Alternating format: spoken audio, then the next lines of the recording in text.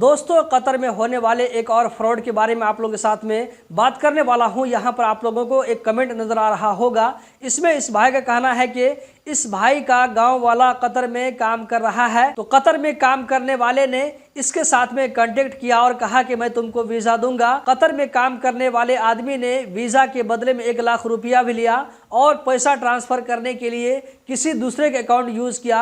अब क्या है कि पैसा ट्रांसफर होने के बाद में वो मोबाइल को बंद कर चुका है, इसके नंबर को ब्लॉक कर दिया है। पैसा लेने के बाद में इस भाई को कहा गया कि मैं तुमको नहीं जानता हूं, मैंने पैसा नहीं लिया है। उसके बाद उसने नंबर को ब्लॉक कर दिया। तो ये भाई मुझसे पूछना चाह रहे हैं कि हम कंप्लेन कहां पे करें, कतर पुलिस में करें या ये कि नेपाल में करें, ये मुझसे मशवरा लेना चाहते हैं। तो यहाँ पर मैं इस भाई को कहना चाहूंगा कि आप अपनी कंट्री में कंप्लेन करें। आपके नजदीक में जो पुलिस स्टेशन है वहां पर आप फ्रॉड और धोखाधड़ी का केस दर्ज करवाएं। जिस अकाउंट में आपने पैसा ट्रांसफर करवाया है वो अकाउंट भी दीजिए। जिस नंबर से आपको कॉल आया था वो नंबर भी आप उसको प्रोवाइड कीजिए। इसी तरह जिस बंदे ने फोन किया था, अगर आपके मोबाइल में कुछ भी मैसेज है, कुछ भी चैटिंग मैसेज है, तो वो सारी चीज पुलिस को दीजिए। उम्मीद है कि आपकी बात जरूर सुनी जाएगी। और जिस आदमी ने आपके साथ में चीटिंग किया है, 1 लाख रुपए लेकर के भाग गया, जब वो आदमी आपकी कंट्री वापस आएगा तो उम्मीद है कि उसके खिलाफ में जरूर कार्रवाई की जाएगी। आपने ऊपर में कहा है कि वो आपके गांव वाला है,